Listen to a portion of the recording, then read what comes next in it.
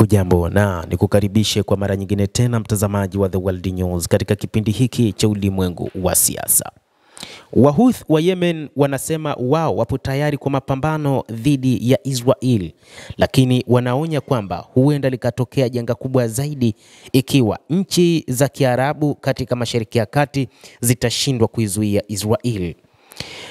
Wahouthi wanasema kwamba moja kati ya changamoto kubwa ni baadhi ya mataifa ya Kiarabu kushirikiana na Marekani ambayo ni mshirika wa karibu sana na Israel, na kwamba wanaogopa kufanya lolote juu ya kuwatetea watu wa Palestina katika eneo la ukanda wa Gaza na ukingo wa magharibi mwa mto Jordan. Raia hawa wanateseka, lakini ni Wahouthi waliojitolea na baadhi ya makundi ya mukawama ambayo yameona hakuna njia ya kuweza kuwanasua watu wa Palestina isipokuwa ni kuwapambania. Hivyo ikiwa mataifa mengine ya Kiislamu na ya Kiarabu katika eneo hili la Mashariki ya Kati yatakuwa kimya, ni wazi watu katika ukanda wa Gaza wataangamia, lakini pia watalipa nguvu jeshi la IDF la Benjamin Netanyahu kufanya wanalotaka katika eneo hili la Mashariki ya Kati.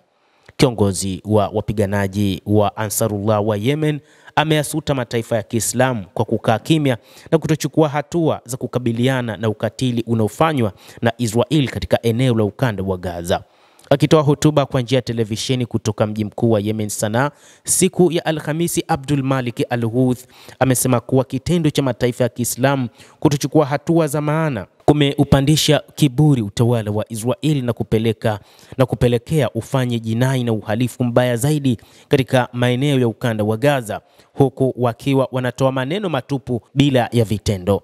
Kimya cha umma wa nchi za Kiarabu pamoja na Kiislamu kimempa adui Israel kiburi cha kuendeleza uhalifu zaidi na kuzusha migogoro zaidi. Al-Houthi anasema umma wa Kiislamu na mataifa yote una jukumu zito mno la katika kutoa misaada kwa wananchi wa Palestina ambao wanavumilia dhulma mbaya na isiyokuwa na kifani kutoka kwa Netanyahu, anasema Al-Houthi. Aidha, kiongozi huyo wa wanaharakati wa Kiislamu wa Kihouthi wa Yemen pia amekuwa akisema kuwa Waislamu wanaweza kuwasaidia wa Palestina kwa kiwango kikubwa, akionya kwamba kutojali kwao kutaleta hali ya hatari katika eneo hilo la ukanda wa Gaza. Amesema ukubwa wa jinai za utawala wa Israel umewafanya hata Waisraeli wenyewe kuandamana kutokana na kile wanachokiona kwa macho yao kwamba hakikubaliki kufanywa na mwanadamu yeyote.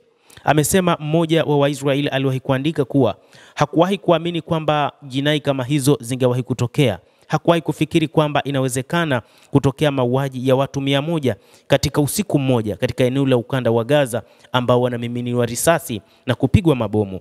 Lakini sasa hivi hilo ni jambo la kawaida kwa Israel.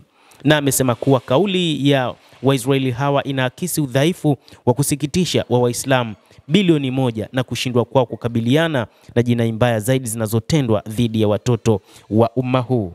Basi mtazamaji, hayo ndio ya bwana Al-Houthi, kiongozi wa kundi la Ansarullah la Yemen, kwa maana ya Wahouthi wa Yemen, kionya juu ya kutokea janga kubwa zaidi ikiwa Waislamu watashindwa kuwazuia Israel na jeshi la Netanyahu.